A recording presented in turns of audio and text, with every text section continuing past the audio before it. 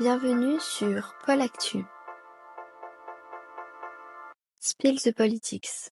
Hello tout le monde! Et bienvenue dans ce nouvel épisode de Pôle Actu. Dans notre dernier épisode, nous avons exploré l'histoire du féminisme. Aujourd'hui, nous débutons une nouvelle série consacrée au génocide du XXe siècle. Pour ce premier épisode, nous allons revenir sur le génocide arménien, une tragédie qui a marqué le début du siècle dernier et dont les répercussions se font encore sentir aujourd'hui. Nous sommes trois, Naïmia, Charlotte, Marie. Et aujourd'hui nous allons tenter de répondre à cette question. Quelles ont été les origines de ce génocide, son déroulement, mais aussi quelles en sont les conséquences jusqu'à nos jours? Pour comprendre les origines du génocide arménien, il faut remonter à la fin du XIXe siècle, à l'époque où l'Empire ottoman traverse un déclin accéléré. Cet empire, autrefois puissant et multiethnique, fait face à des pressions extérieures, notamment avec la montée des grandes puissances européennes et le modernisme européen, mais aussi des pressions internes avec des mouvements nationalistes dans les Balkans et au Moyen-Orient qui poussent la division dans l'empire. Dans ce contexte, les Arméniens, minorité chrétienne vivant principalement dans l'est de l'Anatolie et dans l'actuelle Turquie de l'Asie, sont marginalisés. Les massacres hamidiens de 1894 à 1896, sous le règne d'Abdolhamid Ier, ont coûté la vie de dizaines de milliers d'Arméniens, ce qui a eu pour conséquence de rendre leur situation de plus en plus précaire. Avec l'arrivée au pouvoir des jeunes Turcs en 1908, une nouvelle dynamique s'installe.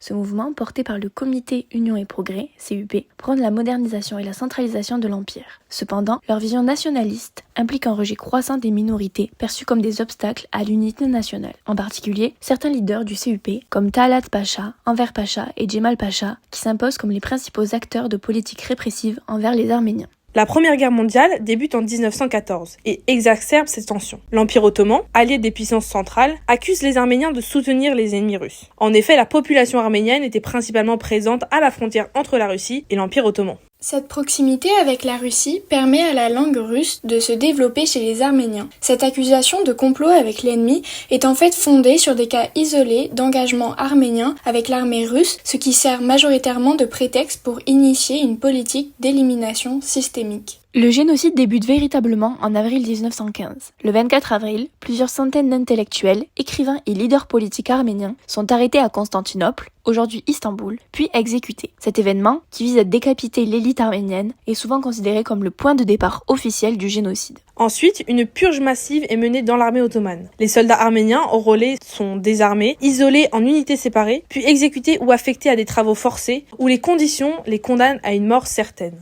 Simultanément, les populations civiles sont ciblées. Sous les ordres des autorités locales en Anatolie, les déportations massives commencent. Les femmes, les enfants et les personnes âgées sont forcés de marcher à travers les déserts syriens dans ce que l'on appelle les marches de la mort. Ces convois, organisés sous prétexte de réinstallation, sont de véritables traquenards. Les marcheurs sont affamés, assoiffés et exposés à des violences extrêmes, notamment des attaques de bandes armées ou encore des viols en masse. Des témoignages rapportent que les autorités locales, bien qu'informées, participaient souvent à ces exactions ou fermaient les yeux. Le contrôle de ces opérations était supervisé par des comités régionaux du CUP où des fonctionnaires ottomans appliquaient les ordres venus d'Istanbul. Entre 1915 et 1916, selon les estimations, 1 à 1,5 million d'Arméniens périssent. Outre les massacres, leurs biens sont confisqués, leurs églises et écoles détruites et leur culture effacée de manière systémique. Le bilan humain est catastrophique. Environ 2/3 de la population arménienne de l'Empire ottoman sont exterminés. Les survivants forment une diaspora qui s'installe principalement en Russie, au Moyen-Orient et dans les pays occidentaux. Sur le plan international, ce génocide a des répercussions importantes. Il devient l'un des premiers événements à inspirer la notion de génocide, théorisée par Raphaël Lemkin en 1944. Cependant, cette reconnaissance juridique et historique n'efface pas les tensions persistantes. Aujourd'hui, le génocide arménien est reconnu par de nombreux pays, dont la France. Cependant, il reste nié par la Turquie, qui considère ces événements comme des tragédies de guerre